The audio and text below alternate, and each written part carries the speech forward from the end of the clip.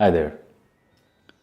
Open Network for Digital Commerce, ONDC, or as I prefer to call ONDC, is an ambitious project backed by the Government of India to create a protocol based, open, and interoperable network for enabling digital commerce to be accessible for all across the length and breadth of the country.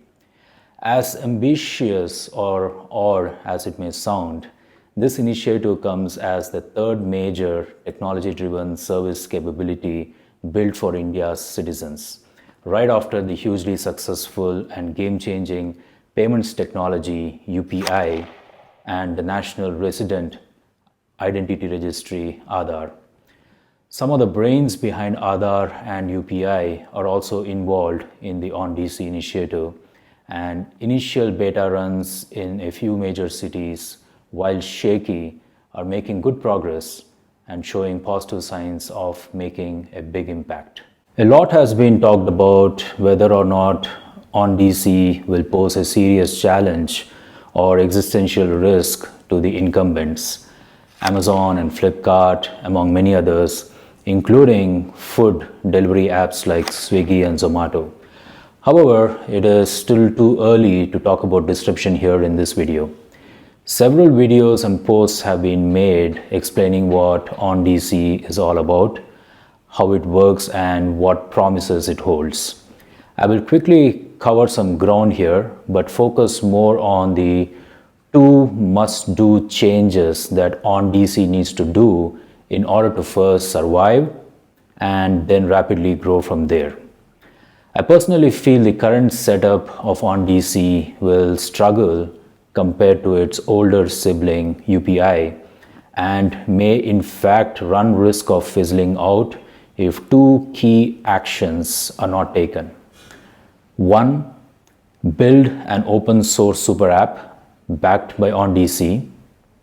Two, break the seller app experience into multiple modules served by multiple network participants with catalog management backed by OnDC. I will explain more, but before that, I will use some really good onboarding material provided by OnDC to explain what it is and how it works rather than create my own version and tell the same story. All right, so this is a presentation that OnDC provides to anyone wishing to sign up, say network participant, and if I remember it right, even if you're a buyer or a seller. So I found this presentation to be really useful and relevant because it's up to date for the most part and also comes straight from the horse's mouth. So this is basically what you get from OnDC, explained really well in terms of what the setup is and what you get as a participant in the open network for digital commerce. So, as I mentioned, a lot of videos, material is already there on the internet for you to understand really what OnDC is all about. The purpose of my video was obviously to focus a little more on what should be fixed, or rather what we should do, what should OnDC be doing differently in order to make it a very powerful network and a game changer in the digital commerce space for India, and potentially, if the technology is right, for the entire world. So obviously, OnDC started with some really lofty goals in mind. The bigger part of it was the untapped potential, significant part of the retail sector in a very low digital adoption place where there is an opportunity that could be tapped in. Looking at some of the other potential comparisons we could make with other countries like China, Indonesia, where the internet or the e-retail penetration is significantly higher. And of course, the reach in rural areas and small towns obviously is still a hindrance, which even the big retailers, the e-commerce players are trying to address, but perhaps not to the extent that I would call as a significant success story. So by and large, OnDC is trying to solve some interesting aspects of the value chain for participants. One, there is limited choices for sellers to be online, which is very true given that digital adoption is a bit of a hockey stick curve kind of a situation. And in a country like India, which is vast and spread out, the aggressive adoption of digital commerce in urban markets does not translate into a similar pattern or behavior in the rural markets. Now, in terms of the retailers, the small scale retailers and merchants, they are constrained by their ability to participate in e-commerce because of their lack of scale or buyer power, if you will, or seller power. And that becomes a challenge when they want to set terms and conditions that would favor or at least be reasonably favorable to their business. Discoverability of products is an issue, probably a little less so, given Amazon and Flipkart have really propelled the market forward and provided a lot more access in this place. And of course, stitching the value chain, that is not an easy business outcome that a reasonably small or medium sized merchant could be looking forward to or could make it happen using their own resources, be it time and money or other factors. So there is a challenge in terms of how someone can participate in this value chain. In that context, the OnDC network obviously comes with some fantastic and some really promising options. Obviously, it's based on interoperability and unbundling so that the customer seller acquisitions to reduce go to market efforts is happening seamlessly. So, unbundling in terms of the customer and seller acquisition could be termed as a reasonably good opportunity in terms of decentralizing the e-commerce or the digital commerce space. It's not easy to achieve that, and I think that's the fundamental challenge that OnDC in general has been facing today in terms of how to make it all come together. I would just like to focus on this one real quick, because this in itself is the essence of what OnDC is all about. It's not meant to be a regulator. It's not meant to be a platform provider. It is at best a protocol defined or a protocol backed network of systems and platforms that can come together to enable a transaction, primarily a digital transaction, to happen. It's actually based on what I came to understand as a beacon protocol, which is by and large a decentralized option for allowing multiple network participants in a digital environment to come together to transact. Pretty cool. There is the Beacon Protocol website if you're interested in learning more about it. But if you look at what's happening today, the buyers on one platform cannot interact with sellers on another platform, and everyone has to register on multiple platforms. And I think obviously the presentation material goes at length to explain why that's a hassle, and accept and agree with the majority of why so.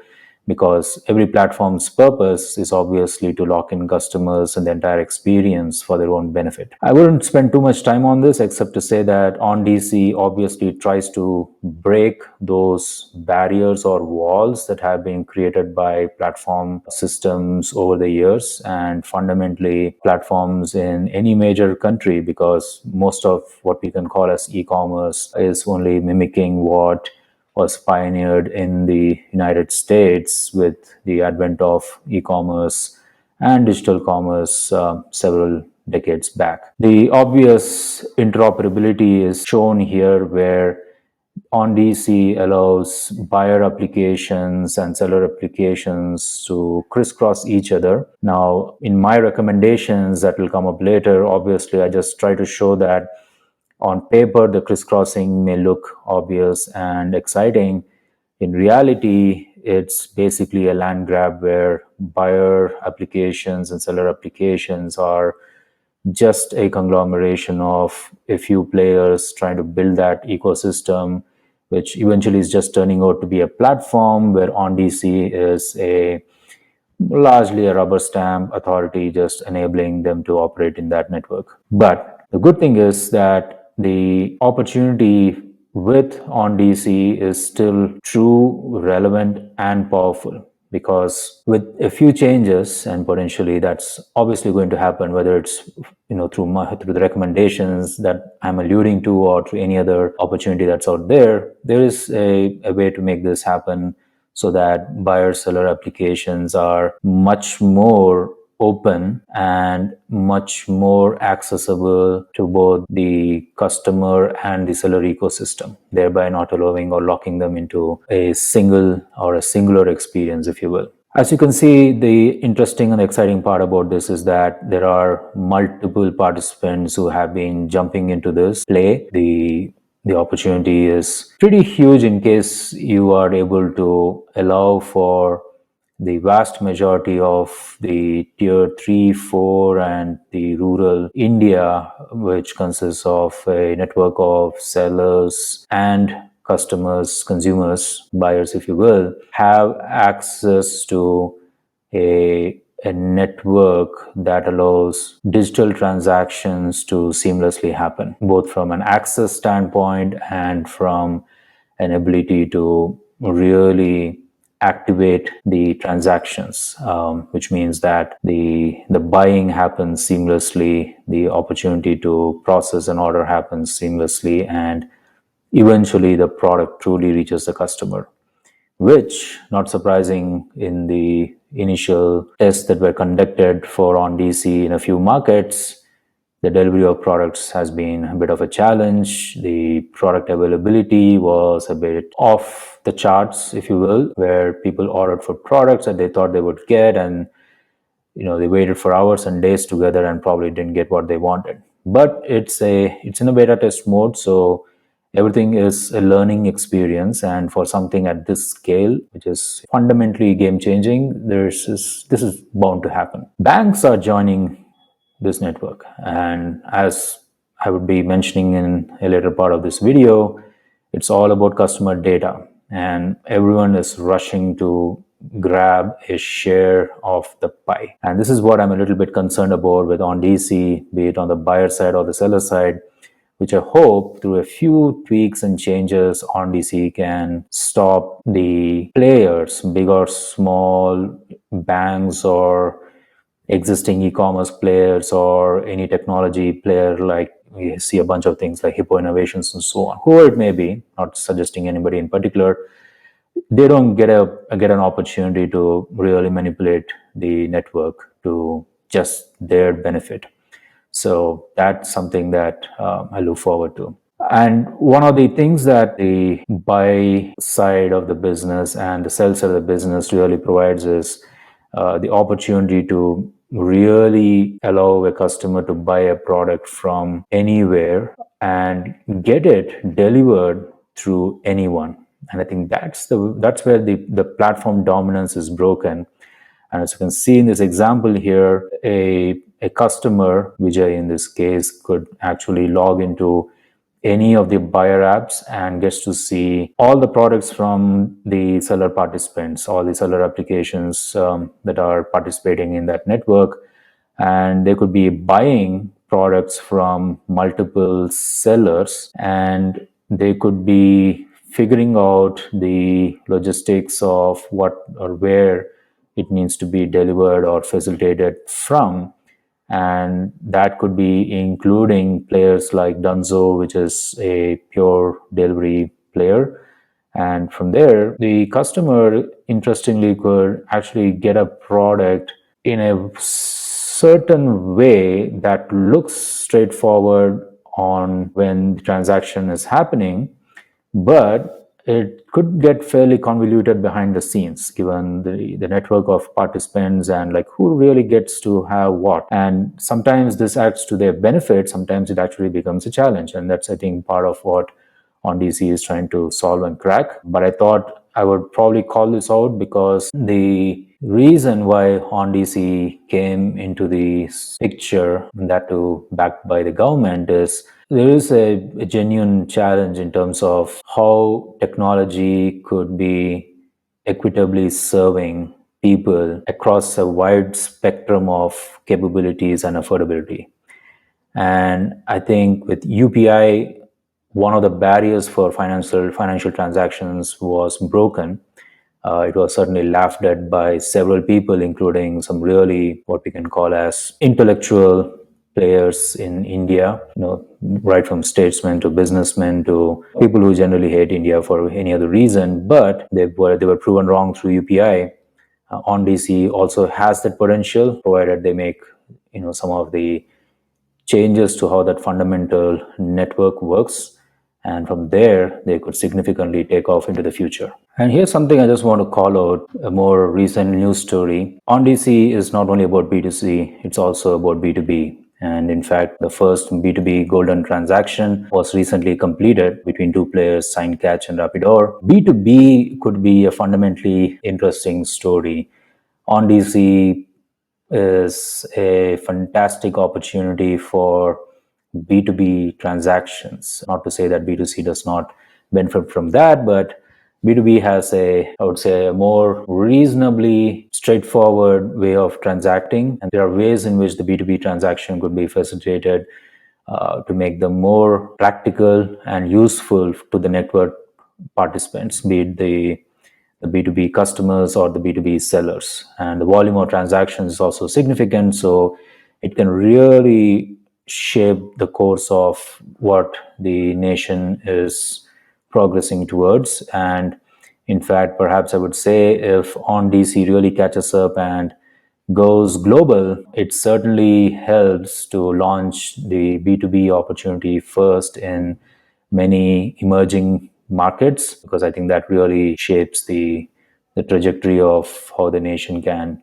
move faster on the commerce front. Another story that I just want to call out, it's something I mention in general. I tend to call out to any of the conversations I have with friends in general about OnDC, is that this pattern of Store Hippo launching a buyer as well as a seller app could actually become a common reality, something that will happen if the current setup of OnDC persists the way it is. And that's something I believe should be broken. If not, you would just see a monopoly, and that monopoly would just be a platform experience which would fundamentally look like Amazon or any other digital commerce player who is a market leader today in the country. OnDC has also got a technology presentation. I didn't want to really get too much into it because it repeats most of the platform network setup that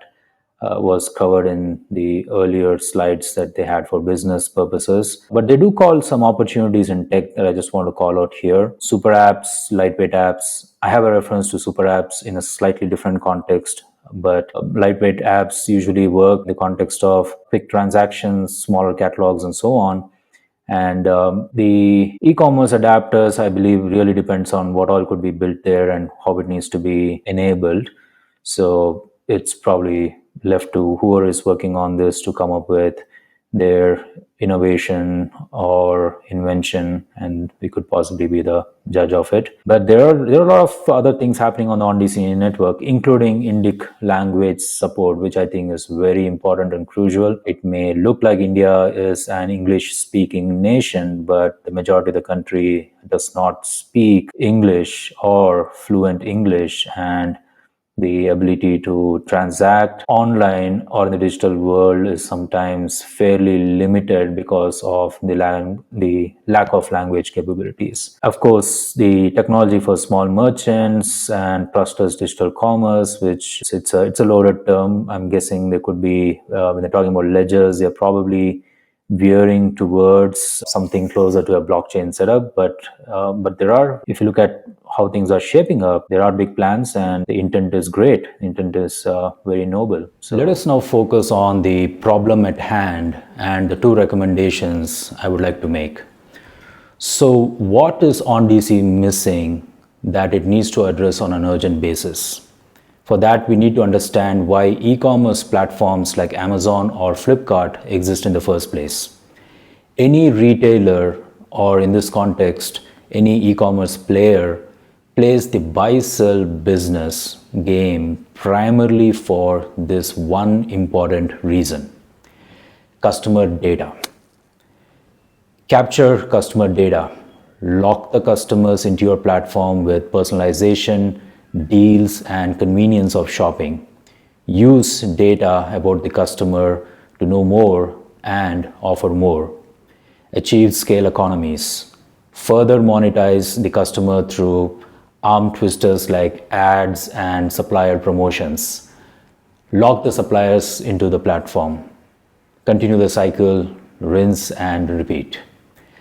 OnDC inadvertently pokes holes at this lifeboat. For the digital commerce incumbents, this ain't funny. This includes offline retailers, mobile-based service providers like food delivery, travel booking agencies, and many more. They too survive by locking customers into their fold, even if it may not be that evident in some cases. But for OnDC to truly serve its purpose of democratizing the buyer-seller ecosystem, it has to unlock the chains of customers tied to these e-commerce platforms and large retailers. Here is what is happening. Today, OnDC is not stopping the buyer apps and seller apps from creating monopolies. OnDC will not give true freedom to the customers and sellers as it wishes to do so unless the following are done.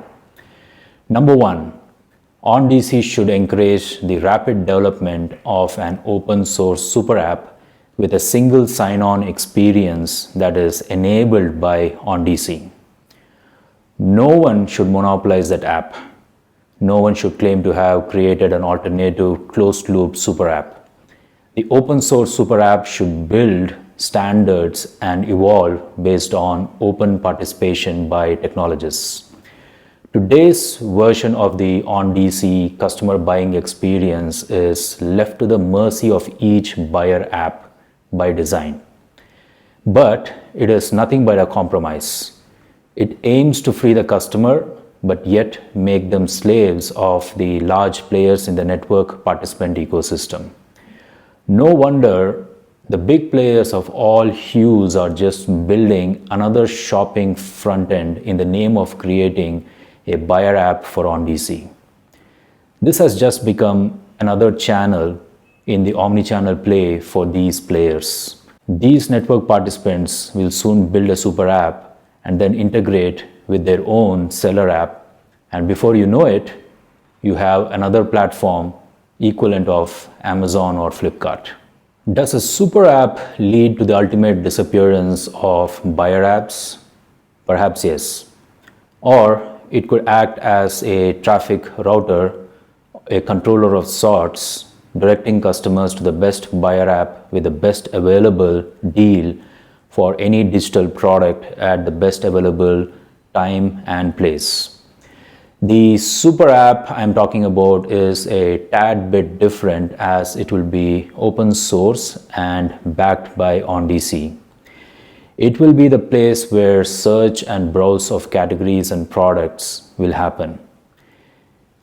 Remember Bheem, which was half-heartedly built with government backing for handling UPI payment transactions. Alternatives like Google's GPay and Walmart-backed PhonePe just built the same plumbing with a better user interface and threw in a lot of attractive cashbacks initially to lock the customers in their platform. Google even forces you to activate your location in the mobile phone in the name of security. It gets to know where exactly you transacted. Were these apps really needed? Maybe yes, maybe not. I would say no if Bheem had done it right. Now, OnDC professes a hands-off policy in terms of its operating principle of being just a network facilitator. If this is a policy constraint that OnDC wants to stick to, although it doesn't make sense in the context of digital commerce, then OnDC must urgently do this. All buyer apps must allow single sign-on SSO using OnDC-backed access credentials. This could be a PIN with some form of biometric authentication on a mobile phone. This is the equivalent of the UPI PIN that none of the consumer payment apps mess with. The key point is that a single credential should work across all buyer apps. In this case, the same customer will be able to transact with any buyer app without logging in and out of each app. The buyer apps can still continue to store customer data, as it is the primary reason why they even want to participate in this network. In today's OnDC network, PhonePe's PIN code app is a buyer app. BigBasket is a seller app. MyStore has both a buyer app and a seller app. Paytm is attempting the same.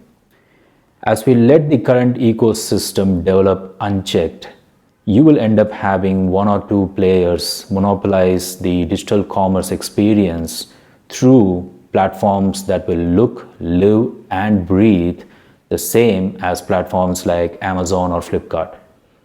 In the UPI world, Beam barely has a presence today. The winners are PhonePe, GPay, and Paytm.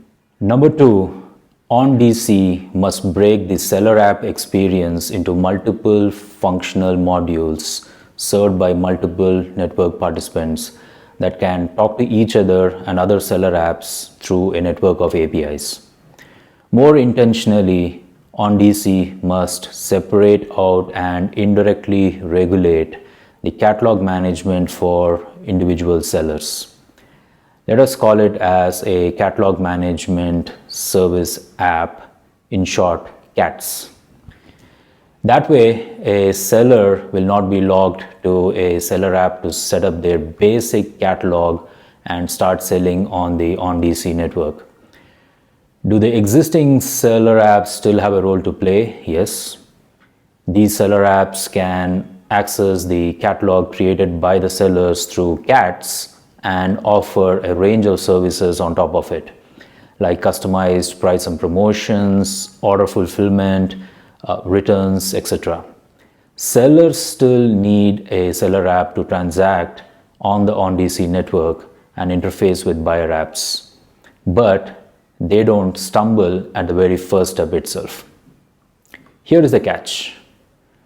Catalog management is difficult, time-consuming, many a times manual, and cost-inefficient task. So who does this? OnDC's guiding principle is that it does not interfere in business processes or act as a middleman.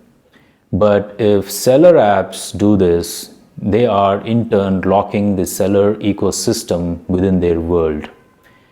The cost of switching will be expensive for sellers, as they would need to port their catalog, recreate it anew, or maintain multiple catalogs in different places. So how do you break this conundrum? We need to do three things.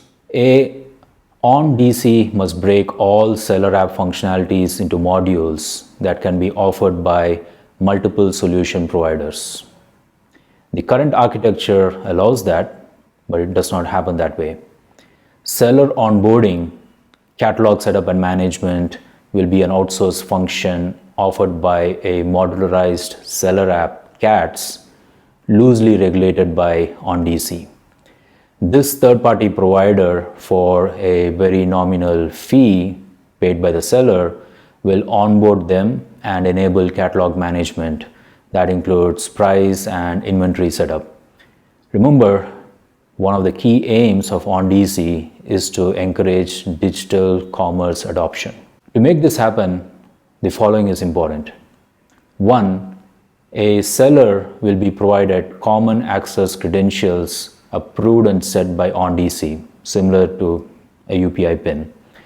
The modularized app provider validates this authentication and will not have any proprietary login credentials of its own. In effect, a seller can jump across multiple app providers of this module service using a single authentication.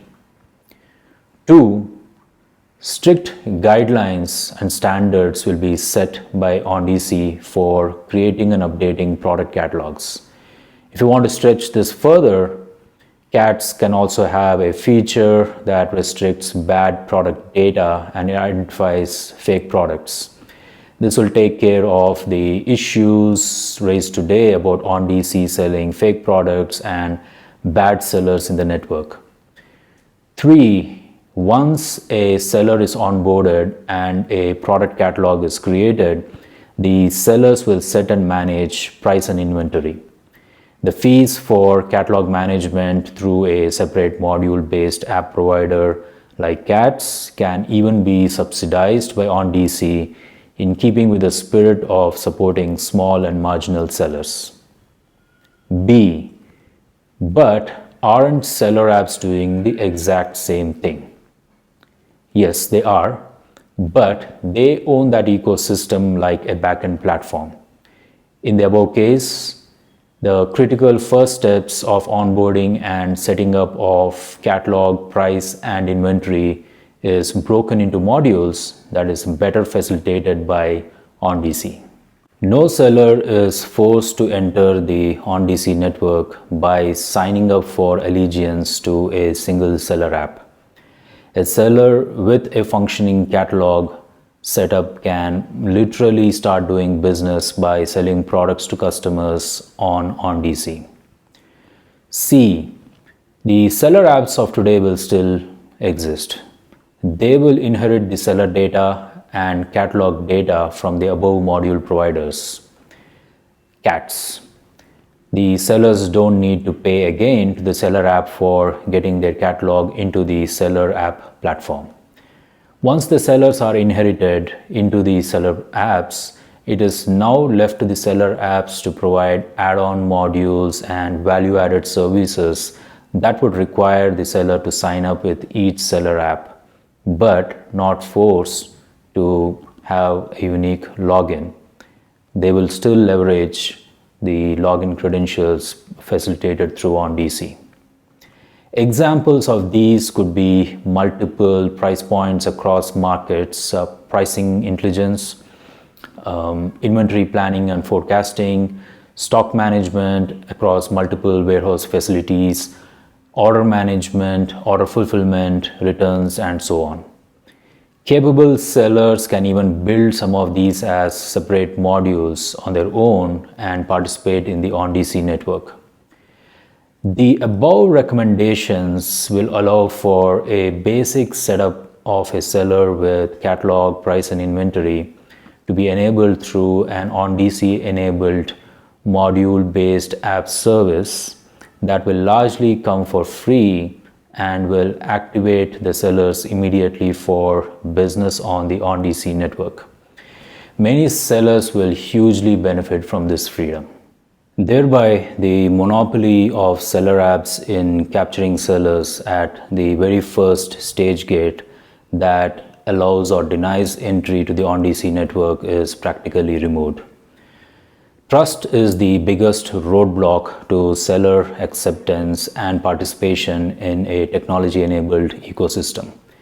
The above steps will build that trust by ensuring that sellers don't feel they are being fleeced by buyer apps and seller apps to participate in OnDC. Now, all the above permutations and combinations can get very complicated very soon.